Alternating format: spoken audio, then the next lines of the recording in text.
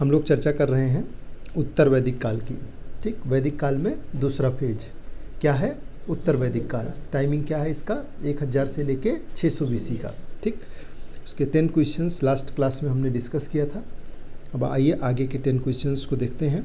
इसमें क्वेश्चन है, उत्तर वैदिक काल में कौन सा वेद यज्ञों से संबंधित है? वो कौन सा वेद था जिसमें यज्ञों की चर्चा की गई है? ऋग्वेद, यजुर्वेद, सामवेद, अथर्ववेद। आंसर क्या होगा? यजुर्वेद। यजुर्वेद में किसकी चर्चा की गई है? यज्ञों की। ठीक है, यजुर्वेद मुख्यतः जो है यज्ञों के अनुष्ठान और विधियों से संबंधित है। इसमें यज्ञ करते समय बोले जाने वाले मंत्रों और क्रियाओं का विस्तृत वर्णन मिलता है। उत्तर वैदिक काल में यज्ञों का महत्व बहुत बढ़ गया, इसलिए यजुर्वेद का महत्व भी बहुत ज़्यादा हो गया।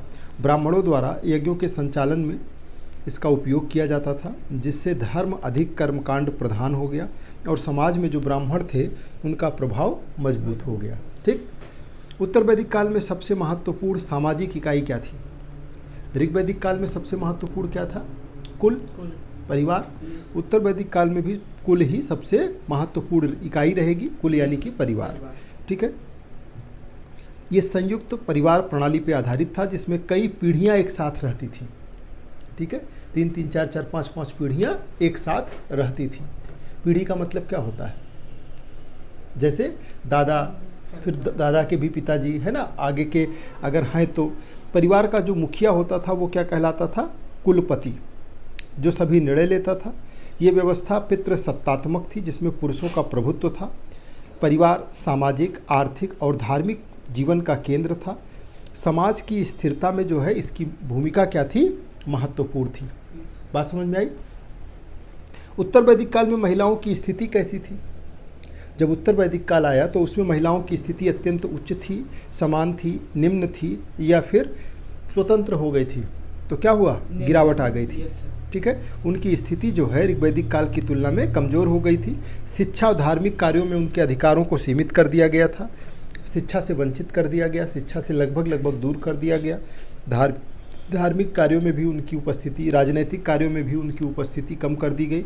विवाह अनिवार्य माना जाने लगा और स्त्रियों की स्वतंत्रता कम हो गई। हालांकि कुछ नाम मिलता है जिसमें गार्गी और मैत्रेयी जैसी विदुषी महिलाएं थीं, लेकिन सामान्य रूप से महिलाओं का स्थान समाज में निम्न होता गया और यह परिवर्तन सामाजिक संरचना में असमानता को दर्शाता है। बात समझ में आई? 8 प्रकार के विवाह होते थे। ठीक है, उसमें से विवाहों में से कौन सा सर्वोत्तम माना गया है? सारे विवाहों की चर्चा हम आपसे करेंगे अलग क्लास में। ठीक, अभी राक्षस विवाह, असुर विवाह, ब्रह्म विवाह और गांधर्व विवाह। तो सबसे अच्छा जो विवाह माना जाता रहा है उत्तर वैदिक काल में माना गया, वो क्या था? ब्रह्म विवाह। इसमें पिता अपनी पुत्री को योग्य वर को बिना किसी लेन देन के देता था। पिता जो है वो अपनी बेटी का विवाह योग्य वर के साथ बिना किसी दहेज के। ठीक, ये विवाह धार्मिक और सामाजिक दृष्टि से सबसे पवित्र माना जाता था। अन्य प्रकार के विवाहों को कुछ निम्न स्तर का माना गया है, जैसे राक्षस, असुर विवाह। इससे विवाह संस्था का सामाजिक महत्व जो है वो स्पष्ट होता है। ठीक, तो जितने विवाह हैं इनकी चर्चा हम आगे देखेंगे। उत्तर वैदिक काल में प्रमुख फसल कौन सी थी? बाजरा, गेहूं, चाय, कपास। ऋग्वैदिक काल में प्रमुख फसल क्या है? जौ। तो इस समय भी जौ है और दूसरा गेहूं भी उसकी जगह पे आ चुका है। तो प्रमुख फसल जो है उत्तर वैदिक काल में जौ और गेहूं रहेगी। गेहूं और जौ प्रमुख फसल हैं, जबकि चावल का भी इस समय उत्पादन होने लगा है। कृषि इस काल की प्रमुख गतिविधि बन गई। उसमें पशुपालन था, इसमें कृषि हो गया। लोहे के उपकरणों से उपयोग से खेती जो है वो ज़्यादा प्रभावी हुई और उत्पादन बढ़ा। इससे अस्थायी जीवन शैली विकसित हुई और जनसंख्या में वृद्धि हुई। कृषि के विकास ने समाज को आर्थिक स्थिरता प्रदान किया है। समझ गए? निष्क क्या था? निष्क हथियार था, मुद्रा था, फसल था, यज्ञ था। तो ये क्या होता था? मुद्रा। निष्क जो है ये उत्तर वैदिक काल में प्रयुक्त एक धातु मुद्रा थी, जिसका उपयोग व्यापार और विनिमय के लिए किया जाता था। हालांकि वस्तु विनिमय प्रणाली अभी भी प्रचलित थी, लेकिन निष्क जैसे धातु के टुकड़ों का उपयोग आर्थिक लेन देन को आसान बनाता था। ये व्यापार के विकास का संकेत था, आर्थिक गतिविधियों के विस्तार को दर्शाता है। ठीक, बात समझ में आई? उत्तर वैदिक काल में व्यापारी को क्या कहा जाता था? कृषक, वणिक, सेनानी, पुरोहित। क्या कहा जाता था? तो जो वेरी गुड, बहुत बढ़िया, वणिक कहा जाता था। उत्तर वैदिक काल में व्यापार करने वालों को क्या कहते थे? वणिक। जो वस्तुओं का आदान प्रदान करते थे, आर्थिक गतिविधियों को बढ़ावा देते थे। व्यापार धीरे धीरे विकसित हो रहा था और इससे समाज में आर्थिक विविधता आई। वणिक वर्ग वैश्य वर्ग का वर्ण का हिस्सा था और समाज के आर्थिक आधार को मजबूत करता था। समझ गए? उत्तर वैदिक काल में कौन सा देवता प्रमुख हो गया?